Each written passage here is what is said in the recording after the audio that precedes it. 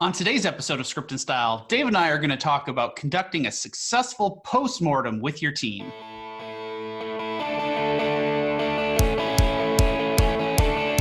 Welcome to the Script and Style Show, the web show where we talk about web development with the people that make it happen.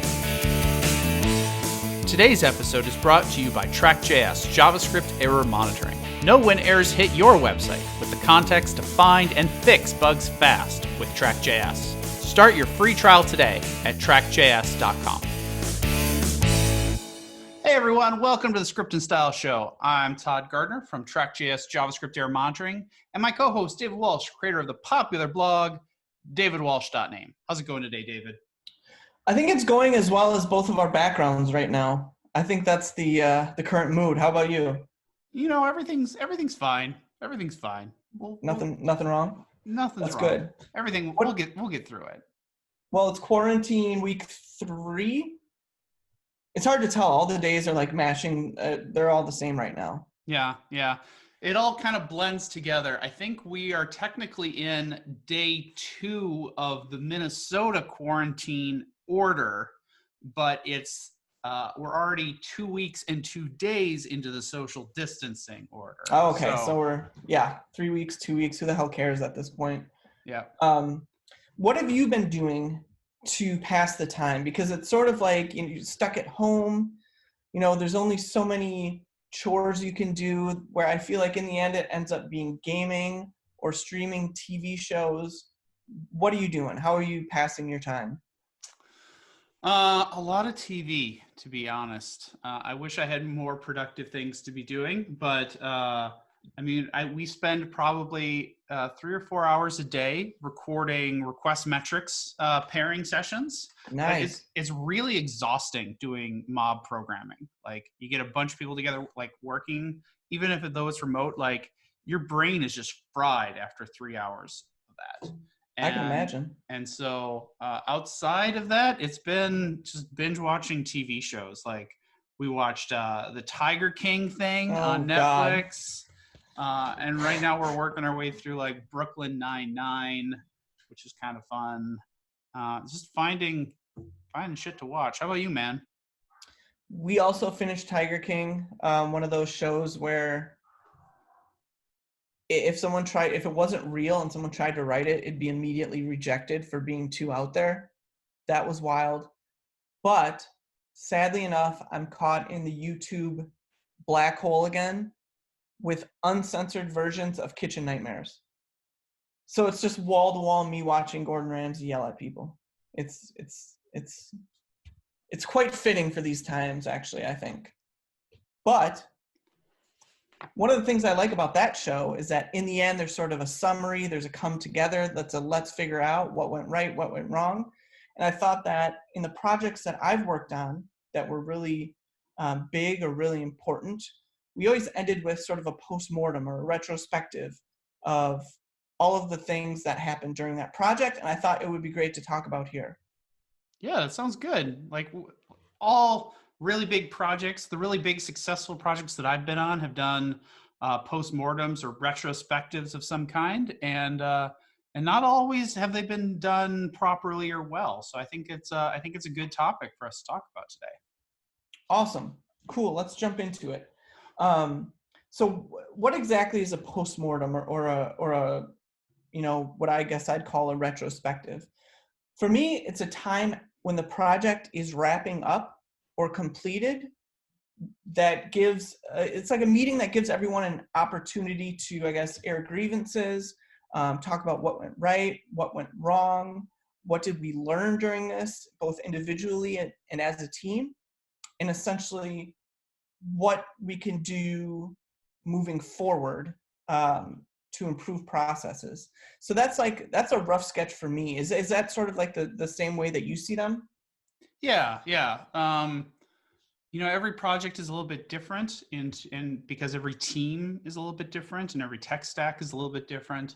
And so in order to get, the best use of time and use of people in building something, you need to adjust your processes a little bit and change how you're working together and how you're building things and the design a little bit. And so having a process where you talk about like what's going well, what's not going well, and how you're going to fix it, and be explicit about that can really help make a project kind of turn around if it's not going well, or get better if it's already going okay. Cool. Yeah. So like diving into I guess why they're super important and not just what they are.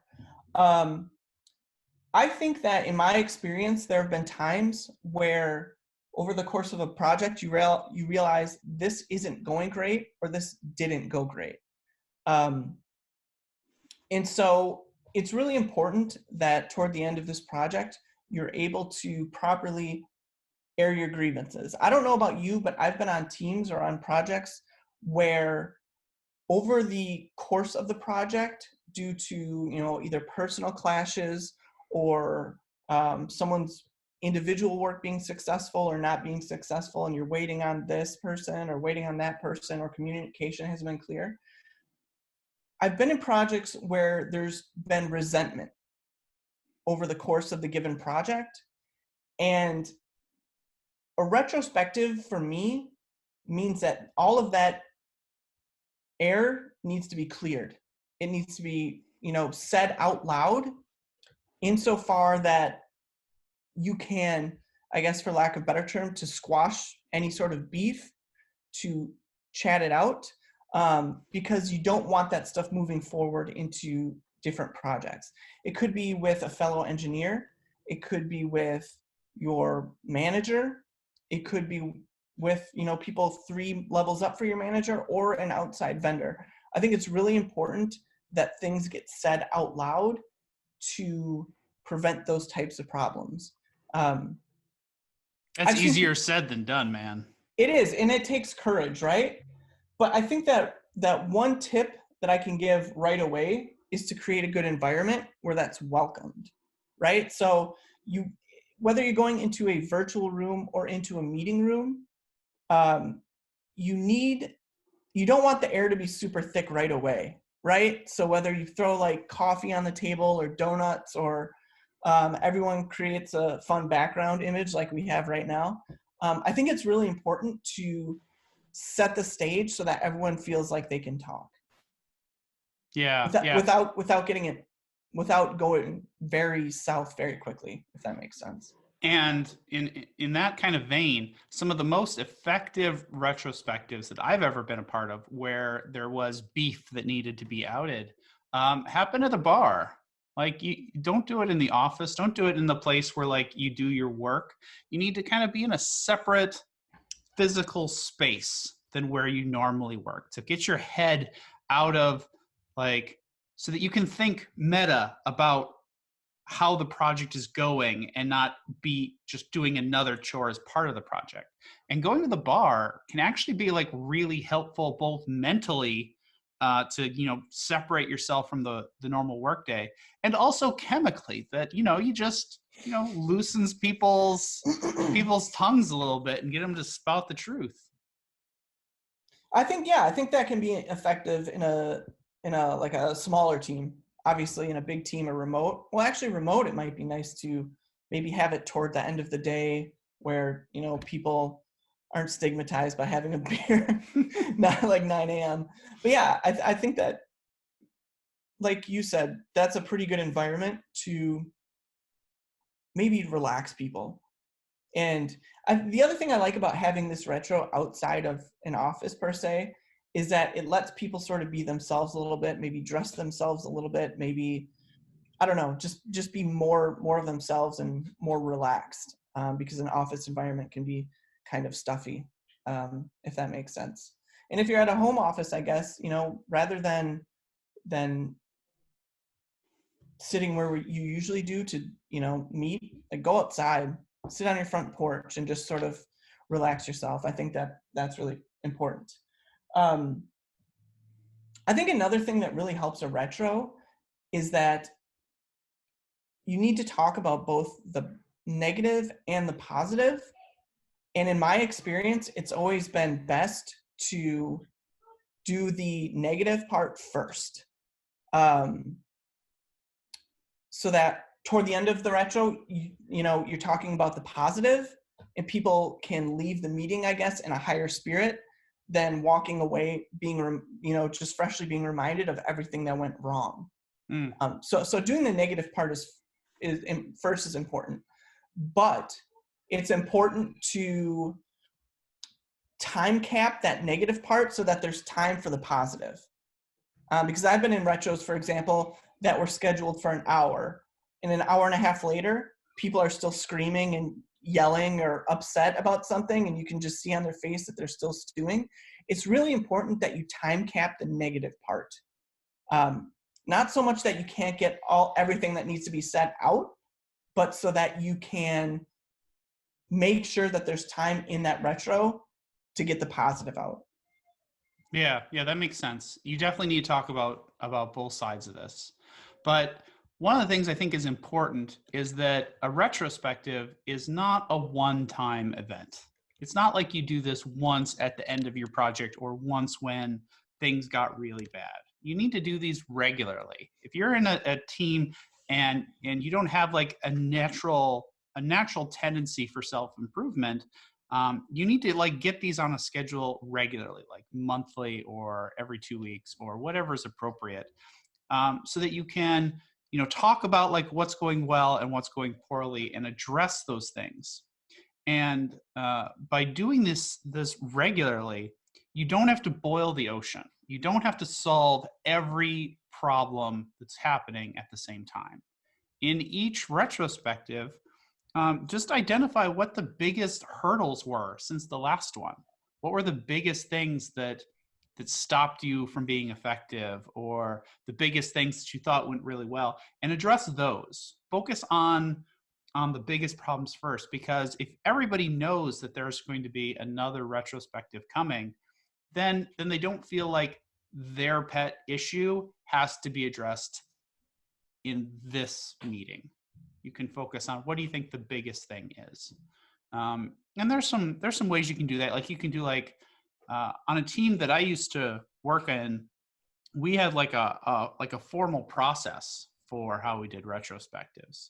Like everybody would write on a note card, like on a Post-it note, something that they thought went well or that went poorly, and they'd stick it up on a whiteboard under, you know, what went good, what went bad, and then everybody would just have like so many votes that they could like reinforce other people's issues. And we would only talk about like the top 3 issues on either side.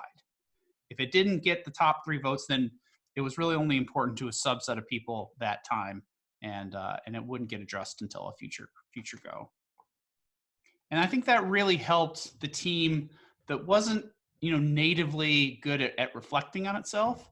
It really helped us it was like training wheels to start thinking this way. And as we grew as a team, we needed to do that less and less. Like eventually it just kind of became a natural thing and we could just talk. But at the beginning, when it was hard, this ritual was helpful to pull out conversations. That's a really good idea and a really good point to, you know, not let a project go south or I guess unchecked from, you know, until the end, but having maybe like a sprint retro or a milestone retro and then like an overall project retro post-mortem. Yeah, that's a really good idea. That gives you time to, you know, cut out, like you said, some of the stuff that's not working, change things. And having that regularly, I think, gives people an expectation that things could change over that certain amount of time, and that people aren't surprised when someone comes out of the blue. It's like a constant conversation about how to keep things, I guess, on track and how to fine tune things so that everything goes as it should. Mm-hmm. Mm-hmm. That's awesome.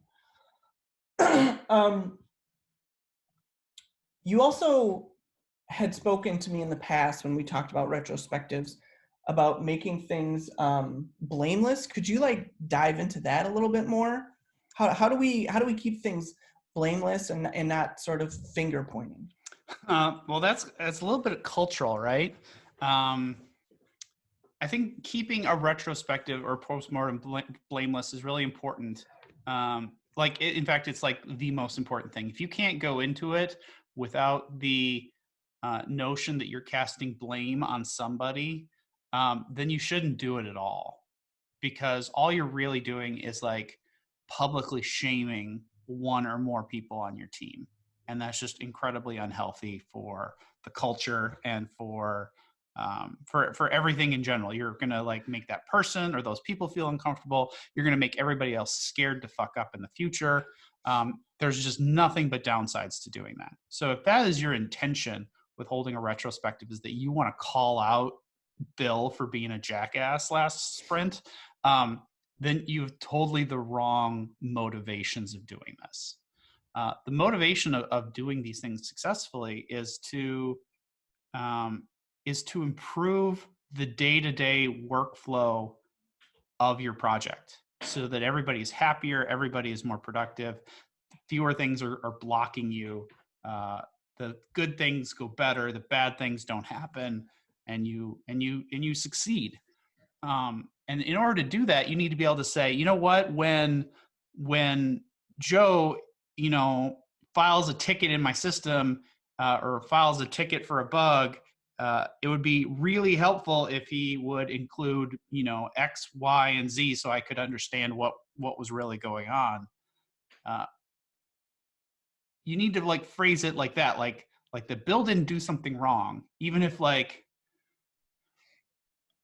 the system was like already asking for that information and he just wasn't doing it. You need to phrase it in such a way that like, hey, these things are there for a reason. Why isn't Bill filling them out? Is it too onerous? Is it like, does Bill not know about these pieces of information?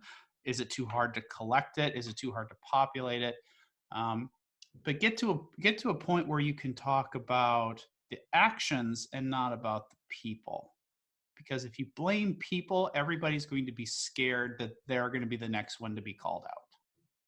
Yeah, I totally agree with that. Going into a post-mortem where it's sort of finger pointing and naming names, like you said, and shaming is incredibly uncomfortable. And it's one of those things where you see one of these retrospectives coming up and you like want to take PTO, or you start like mentally getting yourself worked up before the meeting even starts or someone's even said anything. I think that, like you said, language and the way we talk is really important.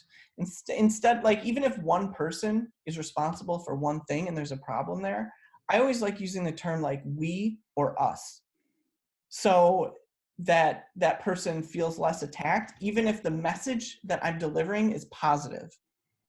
Because I think using the we always reinforces team. And it's just sort of, I guess, a lighter language, so to speak. Yeah. And so that's really important. You also need to it's kind of a personal thing when you're coming into a retrospective, but you need to approach it with the belief that everybody is trying to do their best. Everybody is trying to do the right thing. That if you come in with a belief that somebody is intentionally fucking up, that is not a retrospective problem. That is like a HR kind of problem. Right. But if you're holding a retrospective, you have to do it with the belief that everybody is trying to do the right thing. And the root problem is that we don't have a consensus of what the right way to accomplish it is. And so it's not that anybody is wrong. It's that nobody has a complete picture of all of the inputs and outputs of their work. And we need to share it with them. We need to, if somebody's doing something that's making it harder downstream, they need to know. If somebody's doing something and if I could be 10x more effective if I just knew a little bit more about my system, the people who provide that need to know, so that we can all just do a better job of providing the information that we would need to be more effective. Cool. So we sort of spoke about how we need the environment to be sort of relaxed. It needs to be welcoming. But I do think there's a place inside retrospectives and postmortems where we need to sort of formalize things a little bit, right? Like I said, I try and keep the negative up front so we can leave with a positive.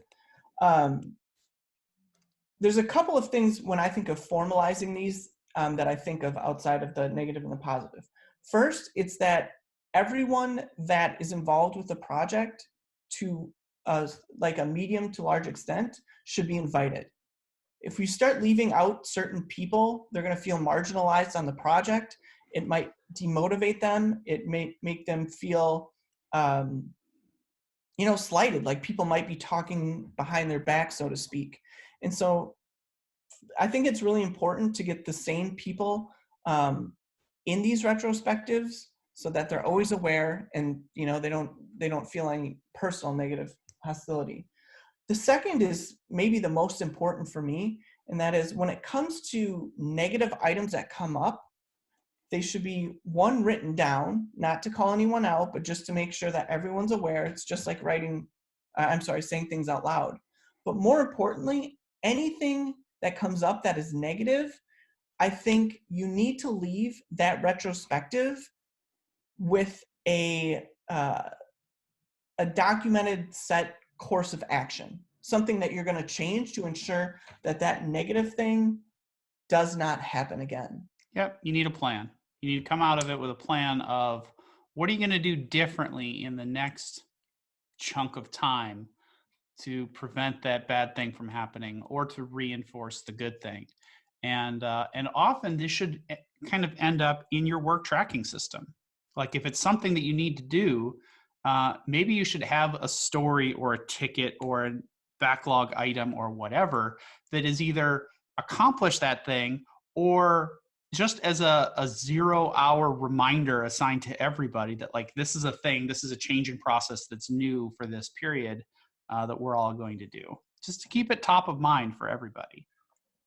Right. And we also don't need to, you can't rely on every intended solution to work every time. So it might be incremental, it might be a big change to make something work better, but it's just sort of trying to push things in the right direction. And if it works, you say, hey, it worked at the next retro. If it doesn't, you make you adjust for more changes. How else do you formalize your retros? Or what else could people do, I guess? Well, so there's lots of literature out there. Like if you look at any of the agile doctrines, big A agile, not little a agile. But if you're following like Scrum or Crystal or any of the like lean, any of like the big, like the defined process frameworks, they'll probably have a ritual already kind of baked in about like what is a retrospective for them, how do you go about doing it, that sort of thing. And there's lots of literature online about how to do that.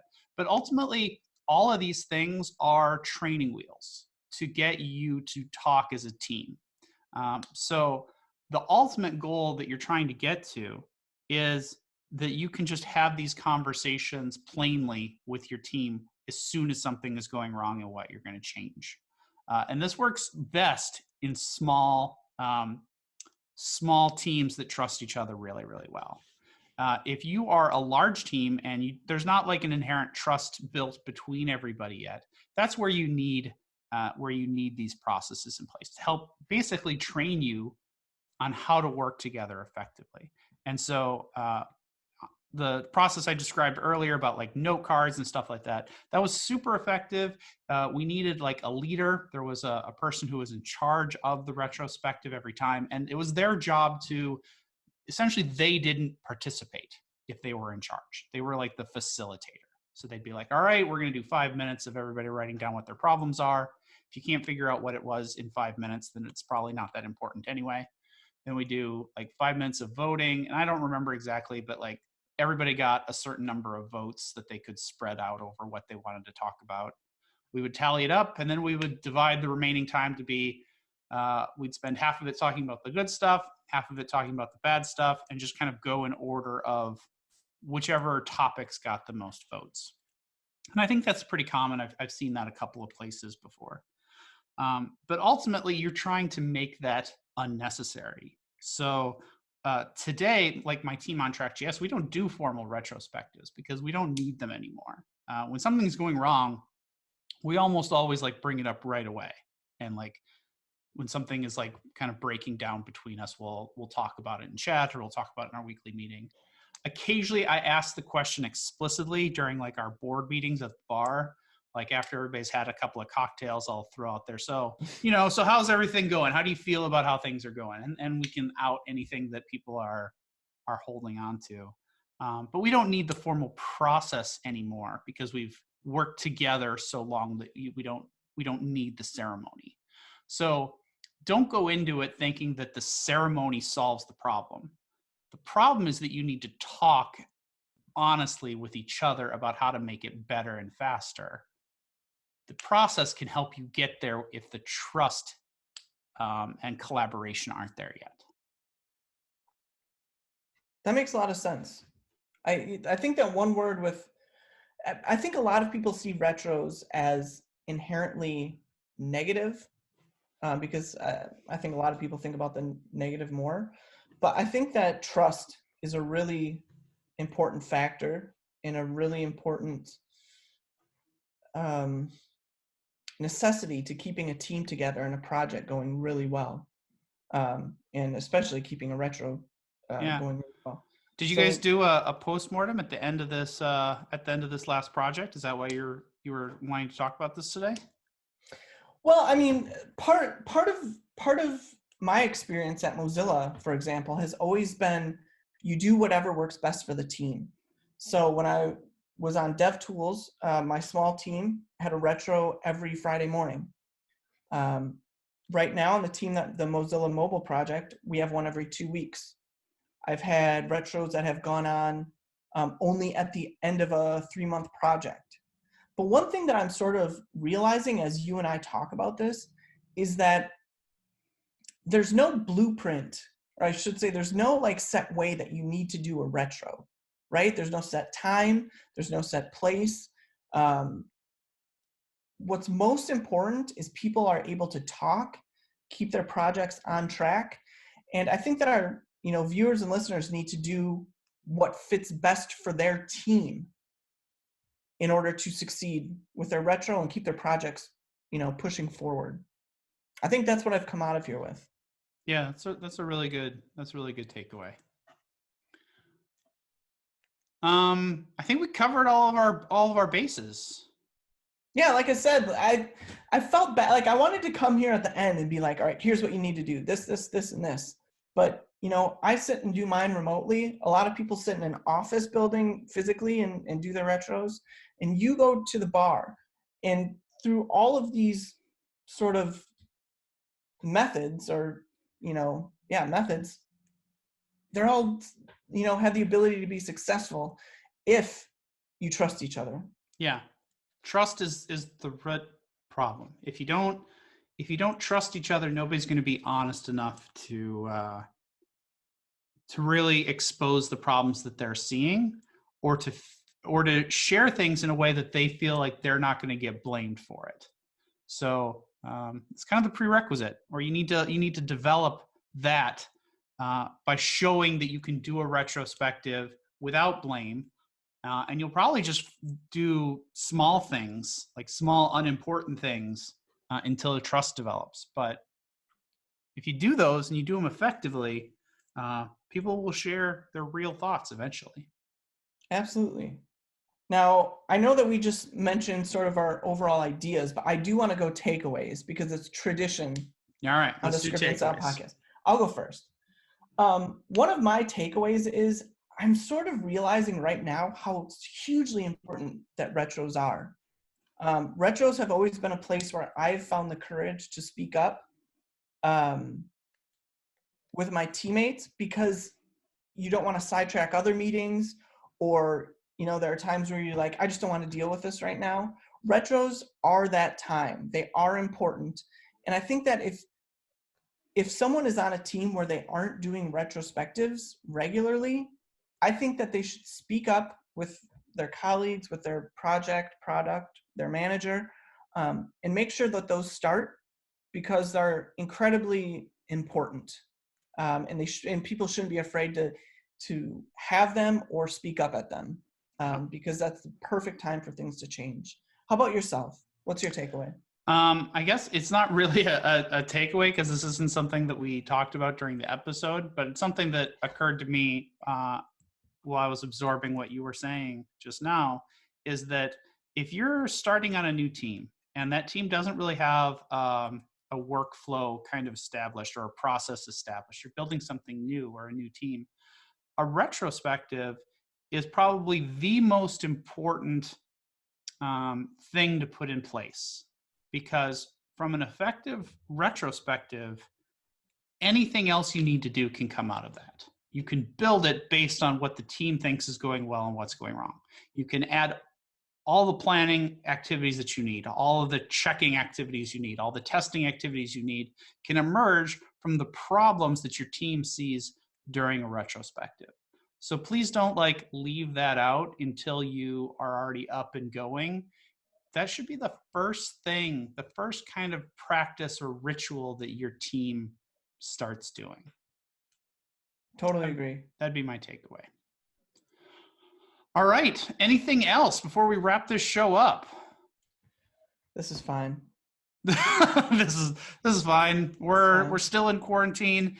Everybody stay in a good mood. We'll see you next time with another topic. If you have ideas for us or you'd like to chat with us, please let us know. I'm at Todd H. Gardner. I'm at David Walsh blog. This is fine. Goodbye.